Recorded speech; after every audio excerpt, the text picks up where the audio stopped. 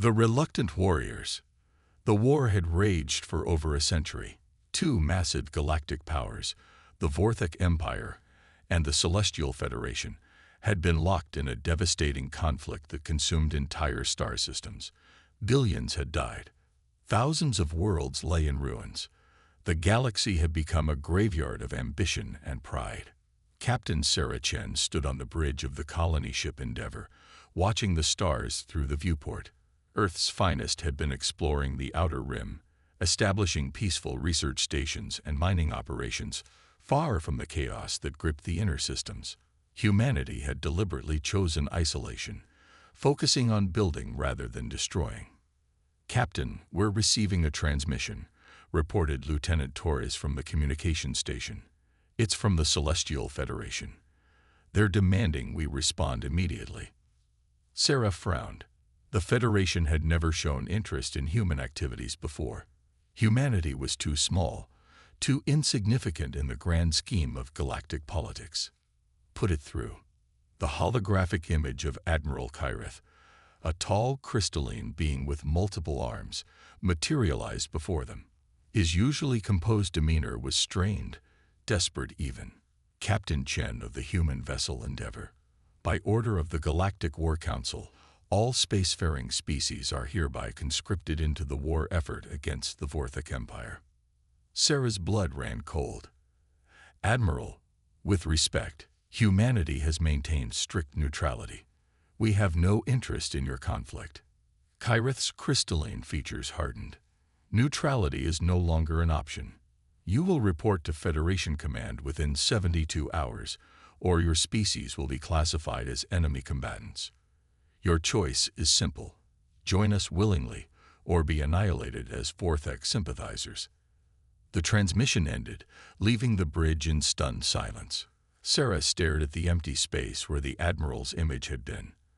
After decades of peaceful expansion, humanity was being dragged into a war they never wanted. "What are your orders, Captain?" Torres asked quietly. Sarah looked around at her crew. These were explorers, scientists, engineers, not soldiers, but they were also human, and humans had never backed down from a fight when cornered. "Send a message to Earth Command. Tell them we're going to war." 3 days later, the human fleet, a modest collection of colony ships, mining vessels, and research craft, arrived at the Federation's staging area near the Proxima Centauri system. The sight that greeted them was overwhelming. Massive alien warships stretched across space like a metallic ocean. Vessels the size of cities bristled with weapons Sarah couldn't even identify. Admiral Kyrith's second-in-command, General Vexkera, an insectoid creature with razor-sharp mandibles, addressed the human contingent with barely concealed disdain. "Humans," she clicked dismissively. "Your vessels are primitive. Your weapons are crude. You will serve as support units only. Follow Federation ships at a distance and provide minor assistance when ordered." Commander Marcus Webb, leader of Earth's mining consortium, stepped forward. His weathered face showed no emotion. "We understand, General. We'll do our part." Vexkera's compound eyes glittered with amusement. "Your part will be to not die too quickly. The Vorthak will use you for target practice, while our real forces engage them properly." The first battle came sooner than expected. Vorthak forces, led by the feared Admiral Zexthar, struck at the Kepler 442 system with overwhelming force. Their ships were massive, organic-looking vessels that seemed to pulse with dark energy. The Federation fleet moved to intercept, following centuries-old battle doctrines. Sarah watched from the Endeavour as the two fleets collided in a spectacular display of energy weapons and particle beams. The Federation forces were being systematically torn apart. Admiral Kyrith's flagship was listing badly, venting atmosphere and debris. "Captain," Torres called out, "General Vexkera is ordering all human vessels to retreat. She says we're not equipped for this level of combat." Sarah studied the tactical display. The Vorthak formation was indeed formidable, but she noticed something the alien commanders had missed. "Belay that order. Signal all human vessels. We're going in." "Ma'am, the general specifically ordered. "The general doesn't understand human tactics," Sarah interrupted. "Marcus, are your mining charges ready?" Webb's gruff voice came through the comm. "Always ready, Captain. What do you have in mind?" Sarah smiled grimly. "Those Vorthek ships are big, but they're also predictable. They're using a standard battle formation, just like the Federation.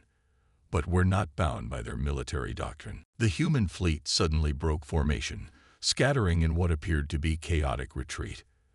Admiral Zexthar, watching from his flagship, dismissed them entirely. The mammals flee as expected. Focus fire on the Federation command vessel. But the humans weren't fleeing. They were positioning themselves around the massive asteroid field that bordered the system. Webb's mining ships, originally designed to break apart space rocks, began their work. Not on asteroids, but on precisely calculated trajectories.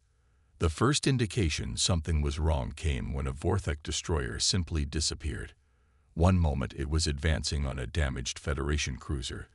The next it was debris floating in space. Zexthar's tactical officer, a reptilian creature named Sak, hissed in confusion.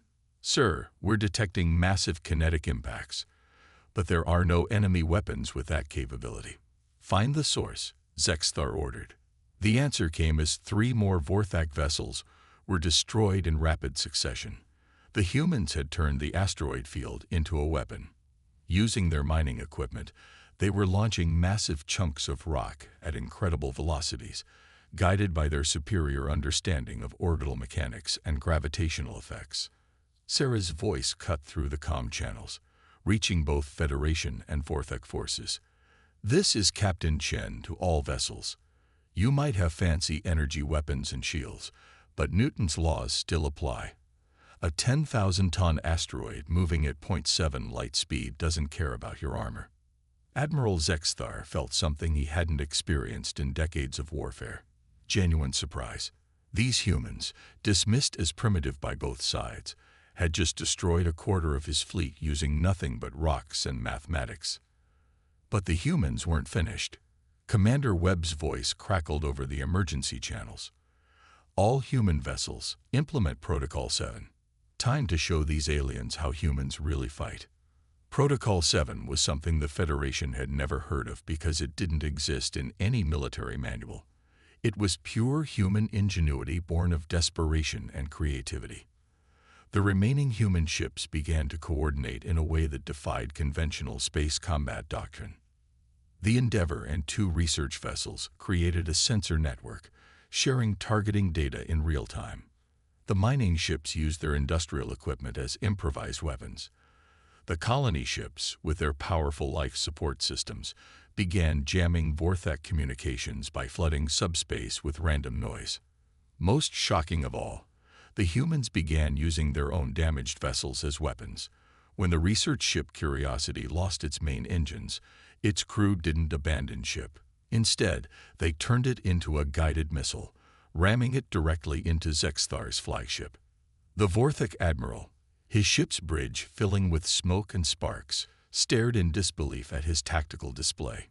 In less than an hour, these supposedly primitive humans had turned a certain Federation defeat into a Vorthek rout. General Vexkira's voice came through the comm, filled with shock and a grudging respect. "Human vessels, this is Federation command. Your unconventional tactics have saved the fleet. Well done." Sarah looked around at her battered crew. They had lost 3 ships and many good people, but they had also discovered something important. Humans might not have the most advanced technology or the largest fleets, but they had something neither the Federation nor the Vorthak possessed: the ability to think outside the established rules of engagement. "This is just the beginning," she said quietly. "They wanted us in their war. Now they're going to learn what that really means." Admiral Zexthar, retreating with the remnants of his fleet, couldn't shake the image of that human ship deliberately ramming his flagship. In all his years of combat, he had never seen such calculated desperation. These humans fought like they had nothing to lose and everything to prove. He sent an encrypted message to Vorthak High Command. The humans are not what we expected. Recommend immediate reassessment of threat level. These creatures do not fight like any species we have encountered. They are unpredictable.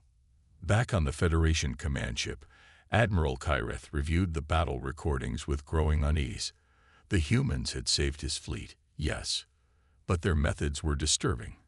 They seemed to view their own lives as acceptable losses in pursuit of victory.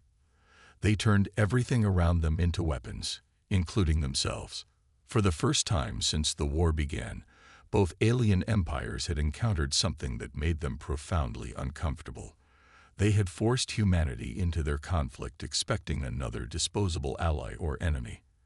Instead, they had awakened something that would change the nature of galactic warfare forever. The war was about to enter a new phase, and the galaxy would never be the same. The hunters become the hunted. 3 months after the Battle of Kepler 442, the human fleet had transformed from a collection of converted civilian vessels into something that made both alien empires deeply nervous. Commander Marcus Webb stood in the newly constructed war room aboard the human flagship Defiance, studying holographic battle plans with a group of officers who had never expected to become soldiers. The Federation wants us to support their offensive against the Vorthek mining colonies in the Ta-CD system, reported Captain Chen, now serving as Webb's tactical advisor. Standard fleet engagement, they say. Follow their lead and provide covering fire. Webb's scurred hands traced the stellar map. Months of constant warfare had changed him, as it had changed all the humans. They had learned to think like predators. Standard engagement, they say. That's their problem right there. Both sides are so locked into their traditional tactics that they can't adapt. Dr. Elena Vasquez, the expedition's former xenobiologist turned intelligence officer, looked up from her analysis. I've been studying captured Vorthek and Federation communication logs. Both sides are terrified of us, Marcus. They're calling emergency sessions to discuss the human problem. Good, Webb replied grimly. Fear makes people predictable. Sarah, what's the real tactical situation at Ta-CD? Sarah brought up detailed scans of the target system. The Vorthek have 17 mining platforms and a defensive fleet of 43 vessels. Federation intelligence suggests a frontal assault with overwhelming firepower, which is exactly what the Vorthek expect. Webb mused. They've been fighting the Federation for over a century. They know every Federation tactic by heart. He paused, studying the data. But they don't know human tactics because we don't have any. We make them up as we go. Lieutenant Torres, now serving as communications coordinator, received an incoming transmission.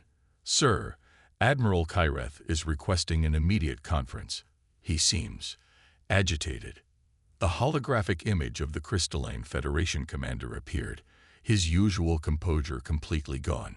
Commander Webb, we have a serious problem. Our intelligence reports indicate that both Vorthek and Federation high commands are questioning the wisdom of involving humanity in this conflict. Webb raised an eyebrow. Having second thoughts about dragging us into your war, Admiral. The issue isn't your effectiveness, Kyreth said carefully. It's your methods. The Battle of Kepler 442 has been analyzed by military academies on both sides. Your tactics are being classified as asymmetric warfare and terror tactics. We prefer to call it winning, Sarah interjected coldly. Kyreth's crystalline features shifted uncomfortably. Commander, there are rules of engagement in civilized warfare, protocols that have been respected for millennia. Using civilian vessels as weapons, turning industrial equipment into armaments, the deliberate sacrifice of ships and crews, these methods are considered barbaric. Webb leaned back in his chair, his expression hardening. Admiral, let me remind you of something. We didn't choose this war. You forced us into it with threats of annihilation. Now you're complaining about how we fight. He stood up, his voice growing colder. You wanted humanity in your war. Congratulations, you got exactly what you asked for. The transmission ended abruptly. Dr. Vasquez looked up from her intelligence reports. Marcus were getting similar communications from Vorthak channels. Admiral Zexthar has been reassigned to special projects, which in Vorthak military culture usually means exile. The official reason is failure to adapt to unconventional enemy tactics. They're scapegoating their commanders for losing to us, Torres observed. No, Webb corrected. They're admitting they don't know how to fight us. That's very different, and much more dangerous. He activated the fleet-wide communication system. All human vessels. This is Commander Webb. Change of plans for the Ta City operation. We're not supporting the Federation assault. We're replacing it. The Ta City system had been a Vorthak stronghold for 30 years. Its mining platforms processed rare elements essential to their war effort, while the defensive fleet was commanded by Admiral Gorthak, one of their most experienced officers. When long-range sensors detected the approaching Federation fleet, Gorthak felt confident in his ability to repel yet another predictable attack. Federation forces approaching from Vector 77 Mark IV, reported his tactical officer. Standard battle formation. Estimated arrival in 6 hours. Gorthak studied the tactical display with satisfaction. The Federation would approach directly, exchange long-range fire, attempt to break through his defensive screen, and ultimately be forced to retreat after taking heavy casualties. It was a dance they had performed countless times. Deploy screening elements according to defense pattern Omega-7, he ordered. Prepare mining platforms for emergency evacuation if necessary, but I doubt it will come to that. What Gorthak didn't know was that the Federation fleet was a diversion. The real threat was approaching from the system's edge, using the gravitational shadow of a gas giant to mask their approach. 50 human vessels, now equipped with a hybrid of human ingenuity and captured alien technology, were preparing to introduce the Vorthak to a new kind of warfare. All vessels. This is Webb. The human commander's voice came through encrypted channels. Remember, we're not here to play by their rules. We're here to break their will to fight. Dr. Vasquez, initiate psychological operations. What followed was unlike anything in the recorded history of galactic warfare. Instead of announcing their presence with traditional challenge broadcasts, the human fleet began transmitting on all Vorthak frequencies simultaneously. But these weren't military communications. They were the recorded last words of Vorthak crews from previous battles, played on endless loops. Admiral Gorthak felt his confidence wavering as his communication systems filled with the voices of dead Vorthak officers describing their ships being torn apart by human weapons. What kind of warfare is this? He demanded. His intelligence officer, a young Vorthak named Skextar, looked up from his console with visible fear. Sir, human vessels are approaching from multiple vectors. They're not following any recognizable attack pattern. On the main display, Gorthak watched in growing horror as the human ships seemed to dance through space in completely random patterns, making them impossible to target effectively. Some appeared to be falling apart, venting atmosphere and debris, only to suddenly accelerate and ram Vorthak vessels at impossible speeds. They're using their damaged ships as kinetic weapons again, Skextar reported. But sir, the trajectory calculations don't make sense. They should be missing their targets by thousands of kilometers.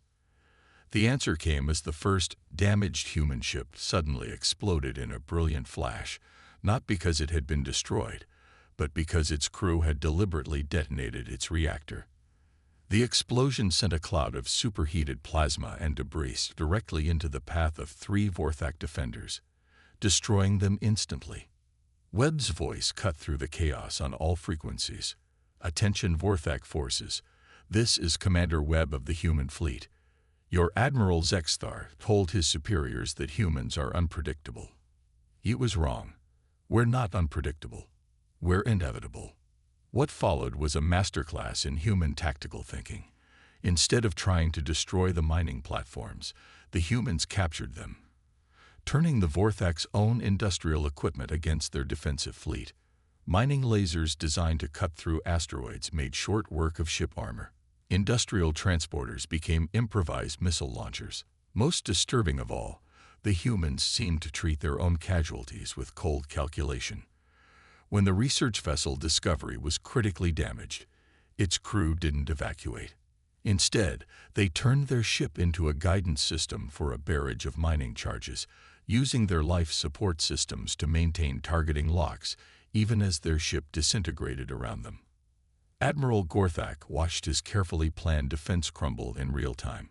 "These creatures are insane," he whispered. "They fight like they welcome death."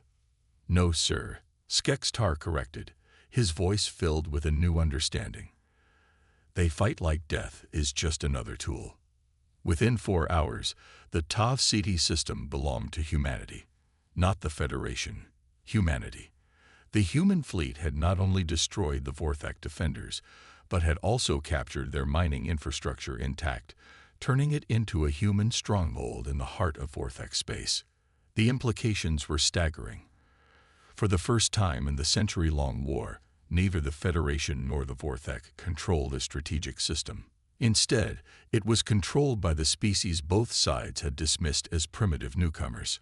Emergency sessions were called on both Vorthak Prime and the Federation capital world of Chrysalis. Admiral Kyreth found himself facing a council of Federation leaders who were beginning to question the wisdom of involving humanity in their conflict.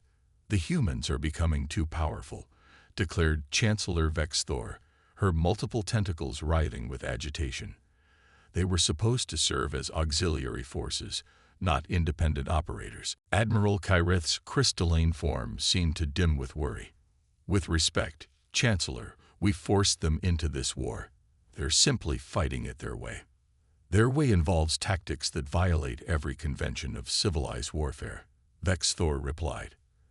"The sacrifice of entire crews, the use of civilian infrastructure as weapons, the psychological manipulation of enemy forces, these methods are barbaric, but effective," Kyreth pointed out. "In 6 months, they've achieved more strategic victories than we've managed in the past decade." Meanwhile, on the Vorthak homeworld, Emperor Zakthol was facing similar concerns from his military advisors. Admiral Gorthak, the sole survivor of the Tav Ceti disaster, stood before the War Council with his career in ruins. "Explain to me," the Emperor hissed, "how a fleet of converted civilian vessels destroyed one of our most fortified positions." Gorthak's voice was hollow with defeat. "Your Majesty, the humans don't fight like any species we've encountered. They seem to have no concept of acceptable losses. They turn everything around them into weapons, including themselves." "Are you suggesting they're superior warriors to the Vorthak?" the Emperor demanded.